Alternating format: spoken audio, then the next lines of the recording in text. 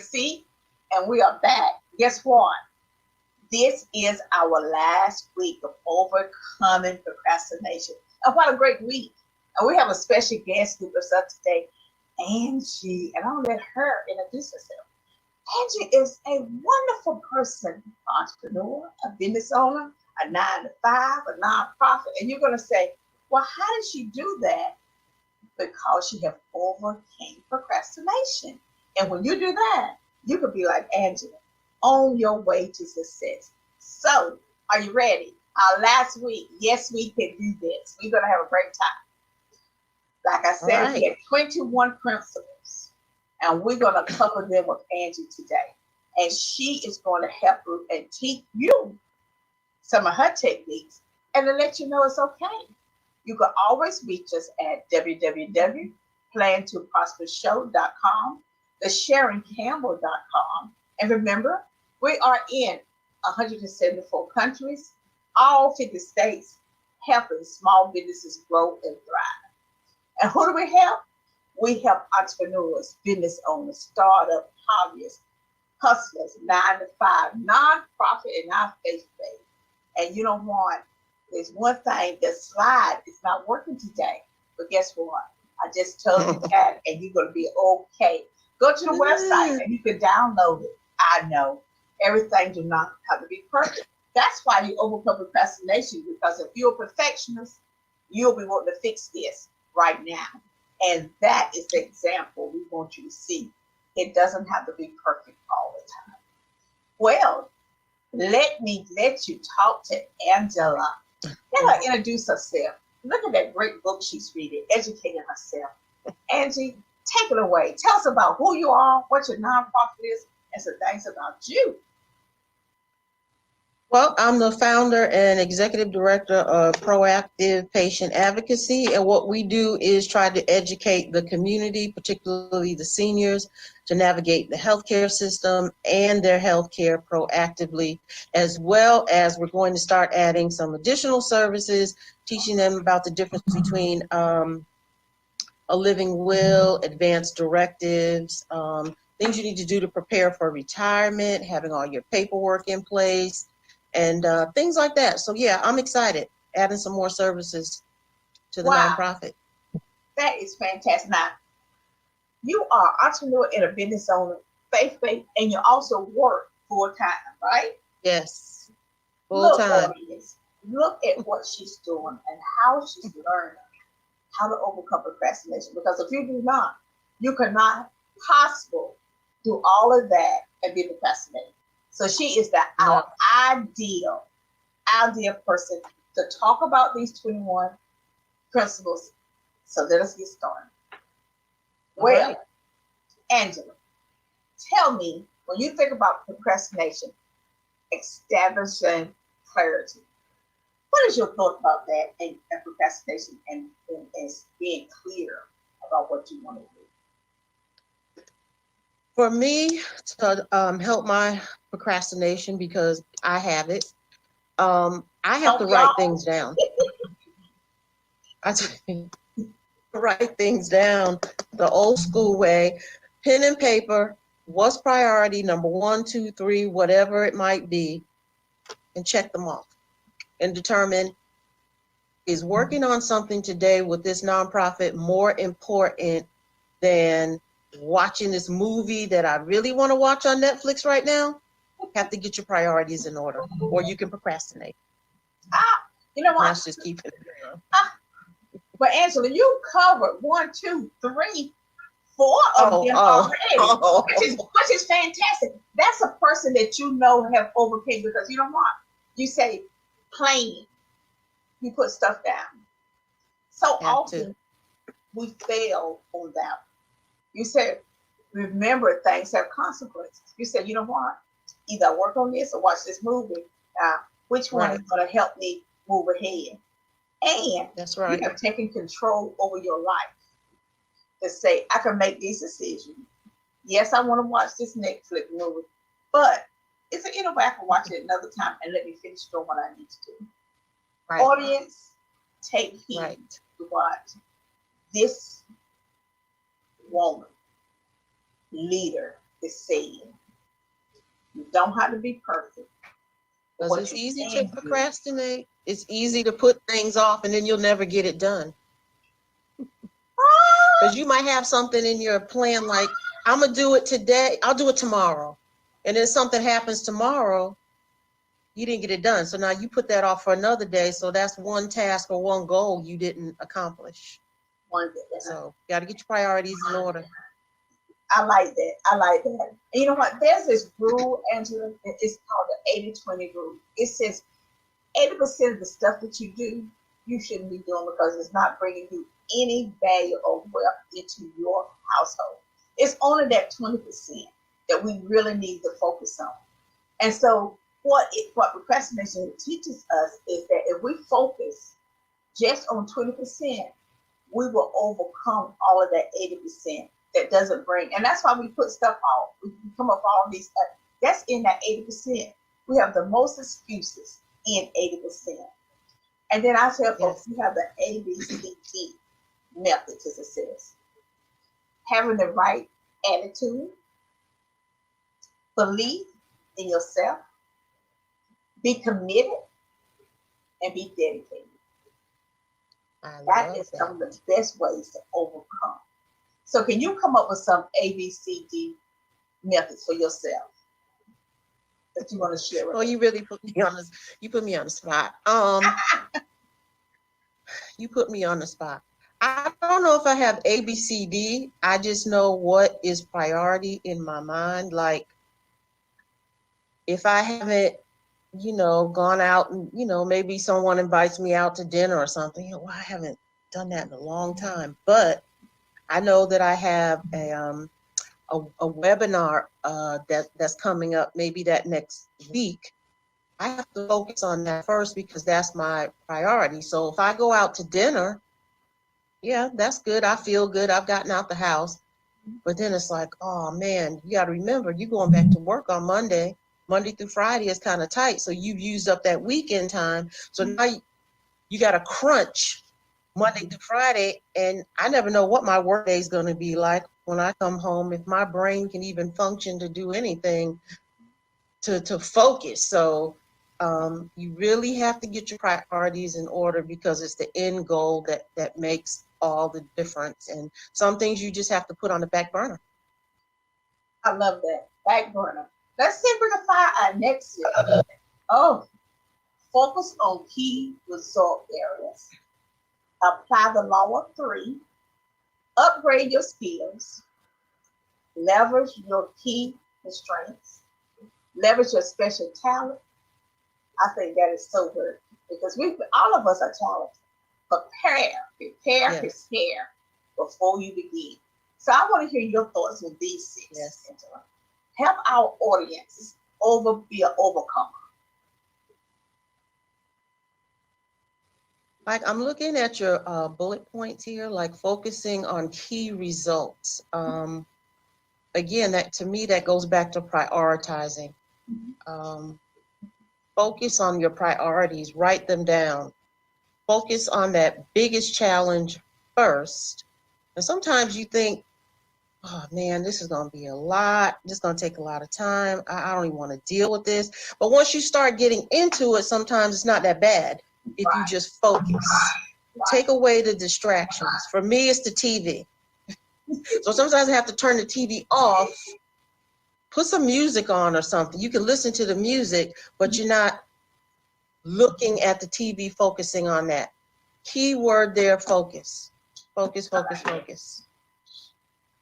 So why do you think that sometimes we lose focus? Is it that you think maybe we think the task is so big that we can't accomplish it, or we get so complacent, like you were saying, you keep putting it off to the next day, and then you get so overwhelmed, you're just like, okay, I'm not doing it.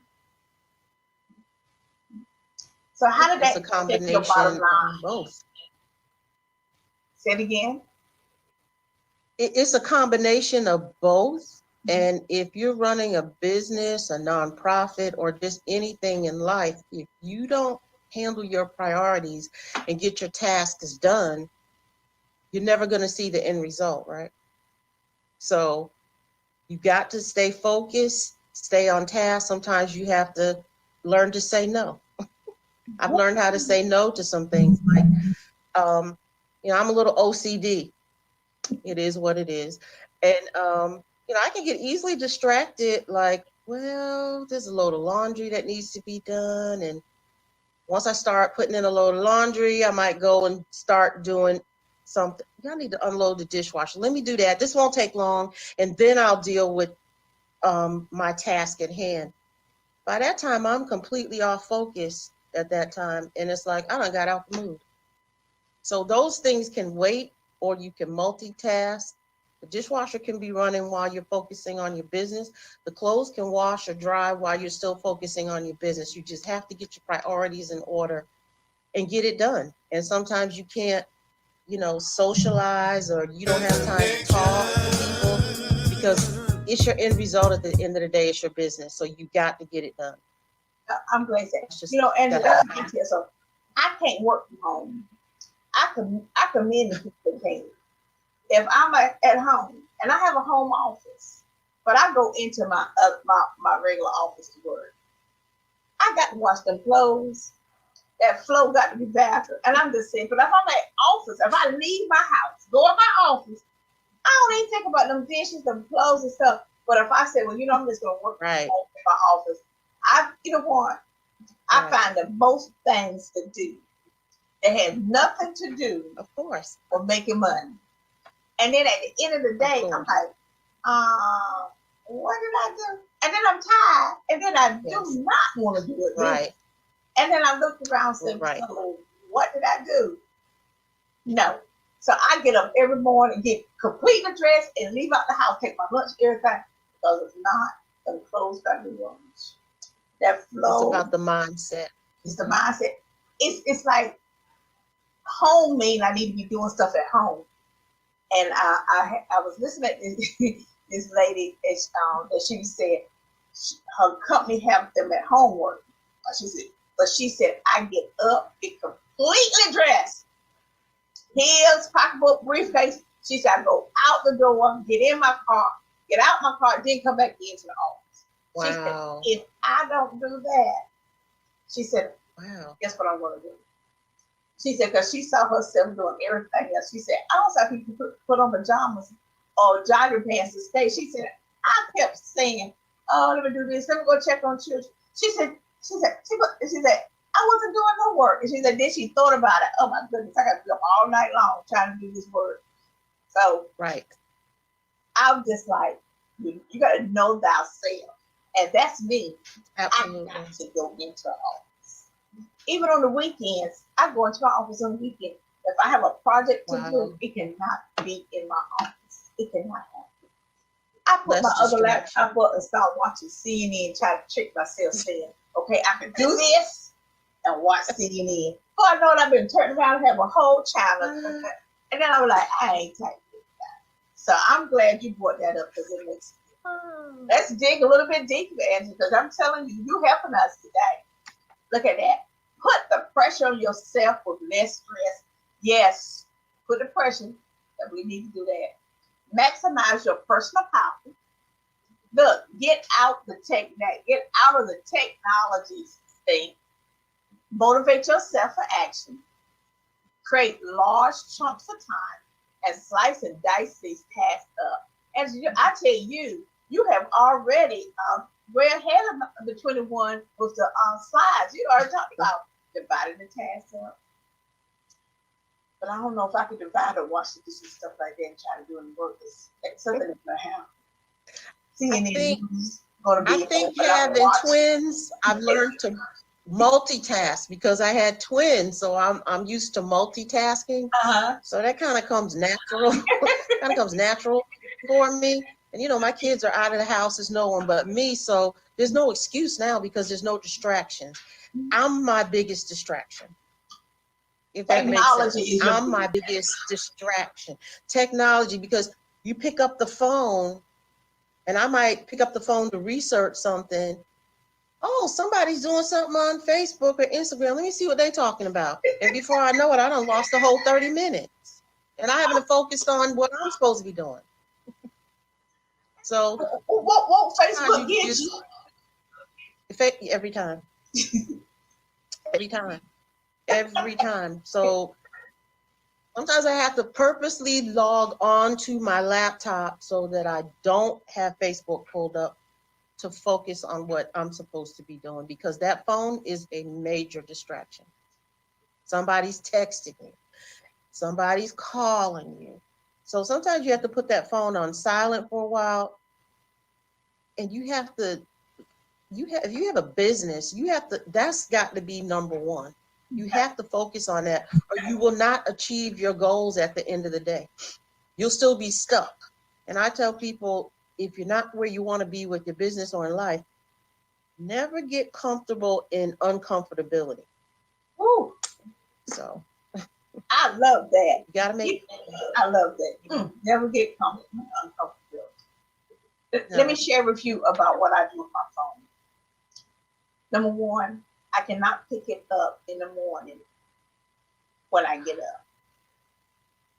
It's gonna mess with cleanup because I know so whatever I need to do, I need to wait until I get in my car before I start looking at the phone, because I could spend too much time saying, let me, like you say, on Facebook, liking people's stuff, reading people's stuff, adding a comment on people's stuff, looking at my emails, and before I know it, I done went from not completely getting dressed to sitting down in the chair. I'm like, why am I sitting down in the chair? I need to get ready. Easily. And then I asked the question, how much money did I make? And it's zero. So I just train myself that is not something I cannot do that. And what I'm thinking of, what I've been working on also is throughout the day, not engaging with my phone. Maybe returning calls when I get in the office, then look at who called me this morning, set a block of time to call them back, do something in the afternoon. But other than that, leave that phone alone.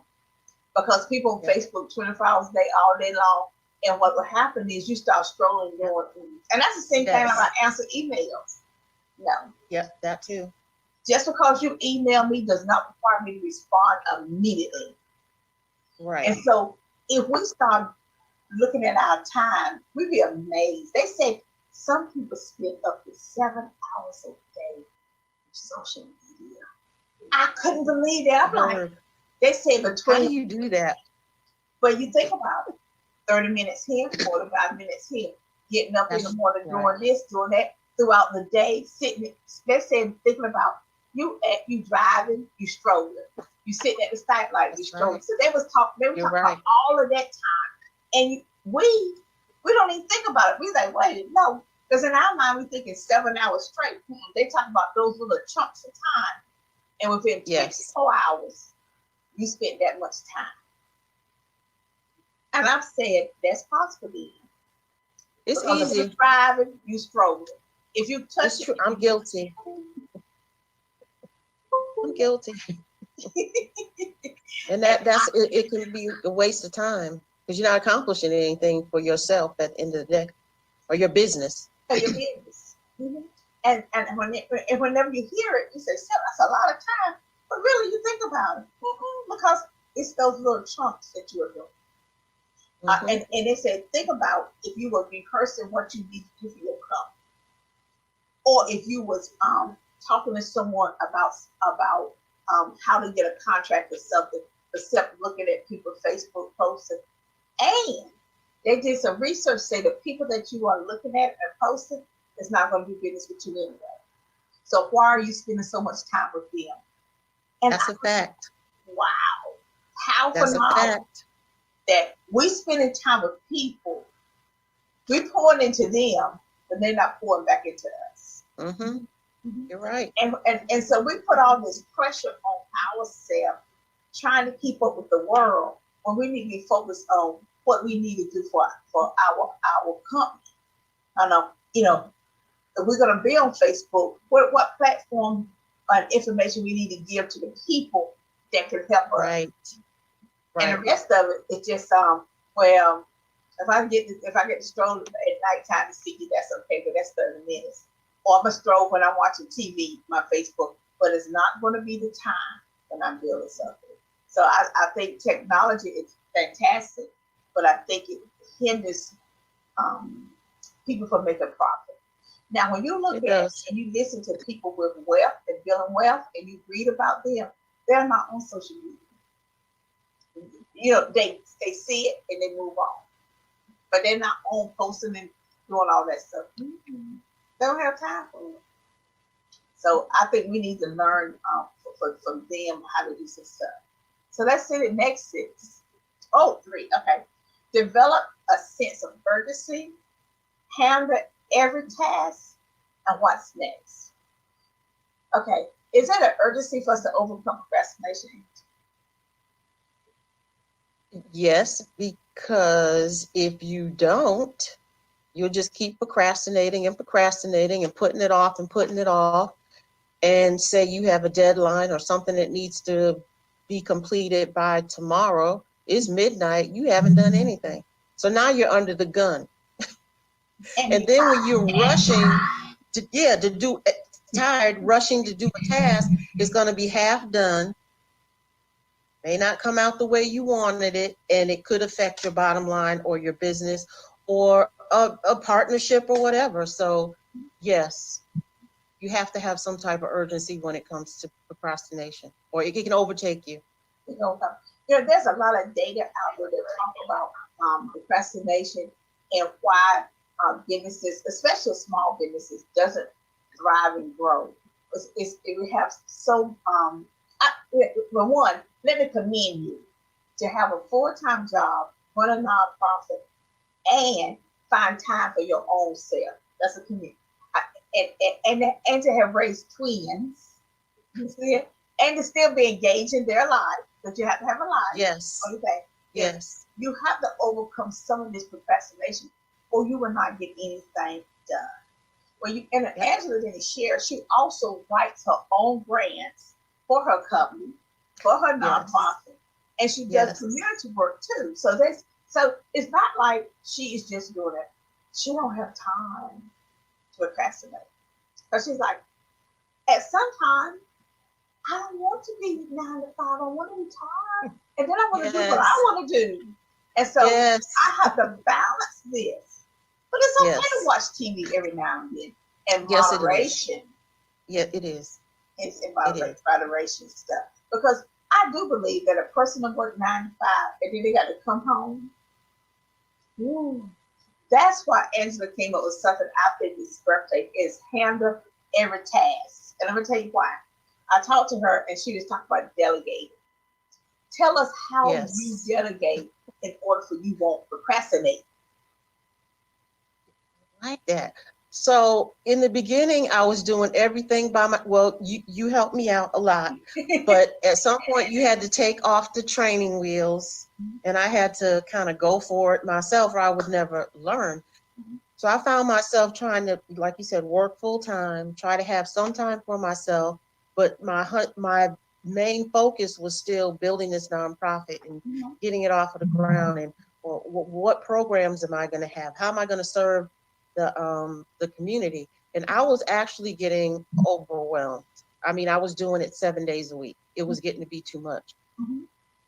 That's when I found a couple of interns. Thank Ah. God. Yeah. Because I can delegate the stuff to them that they can do for me virtually while I'm working.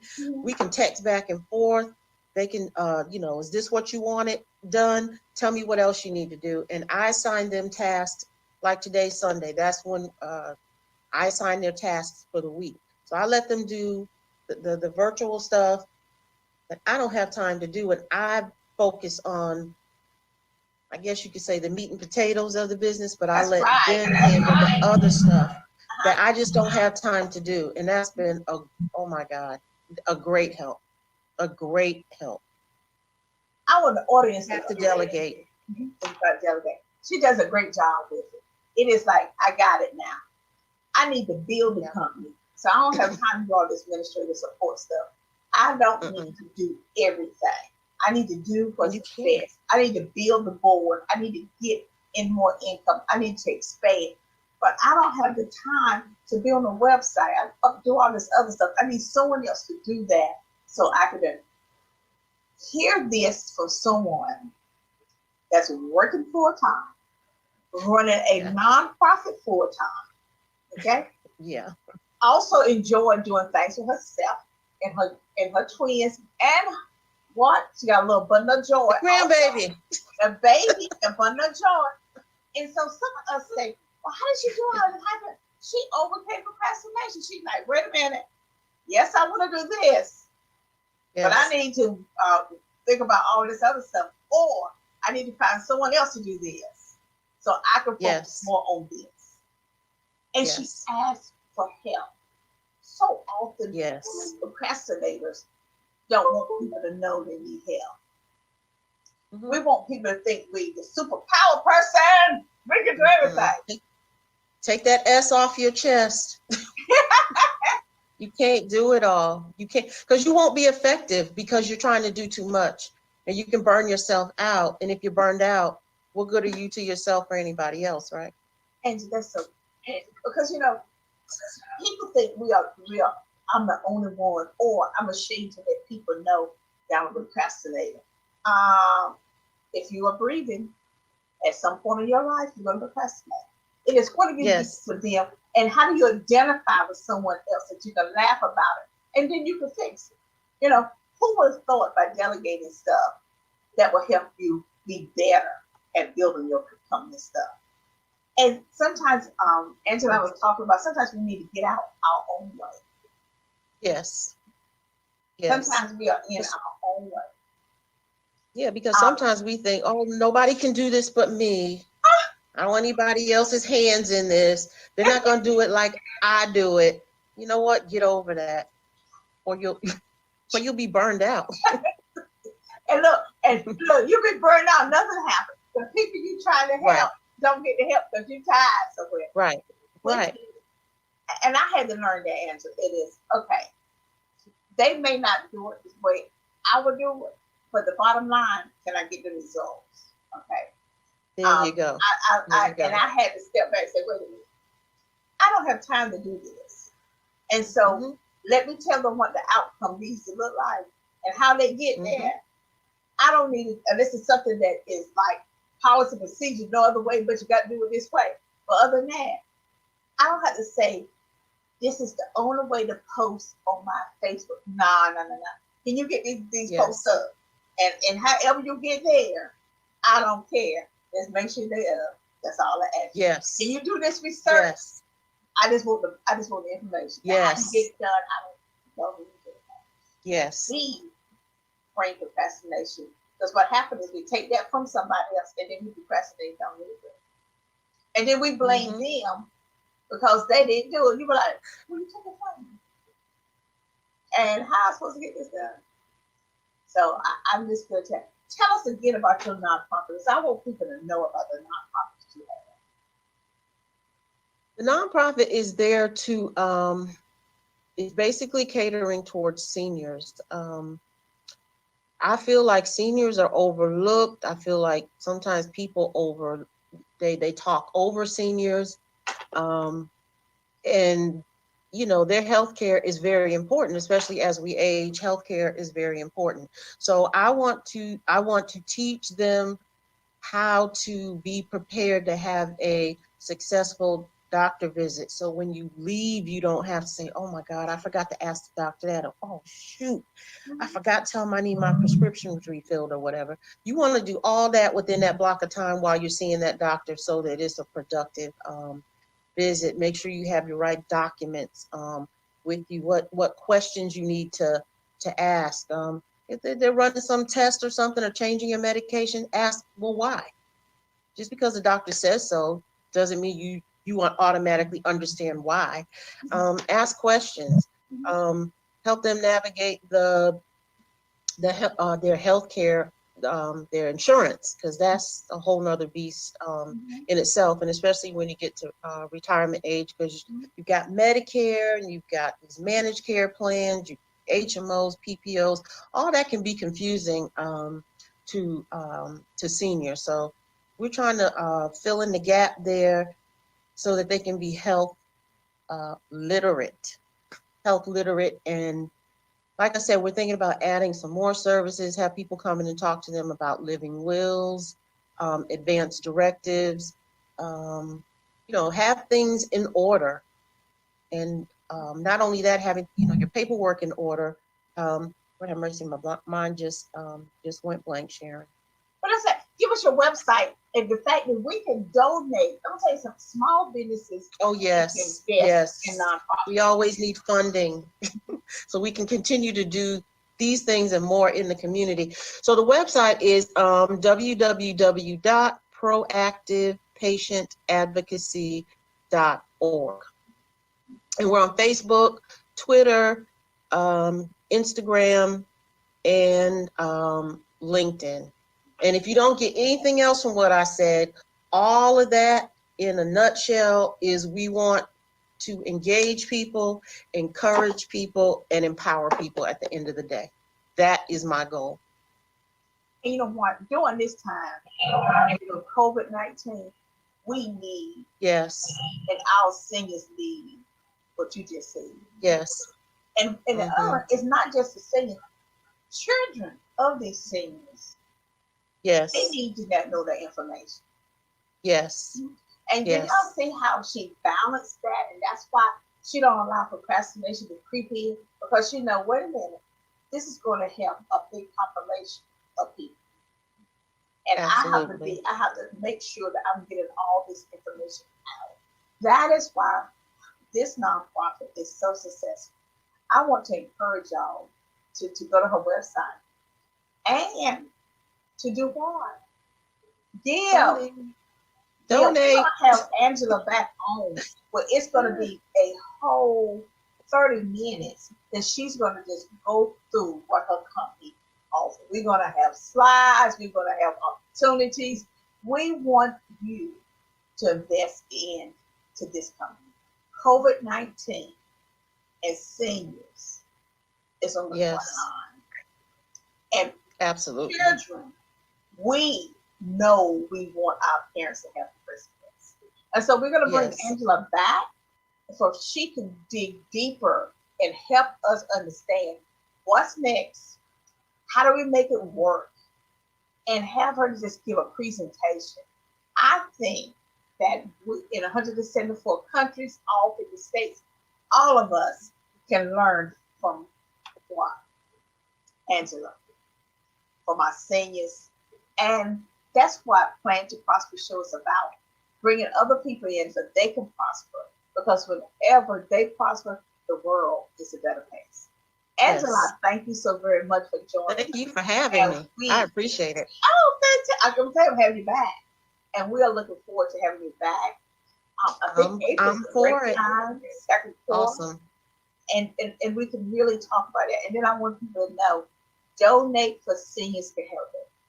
Take care. I'm Sharon Campbell, Plan to Prosper Show.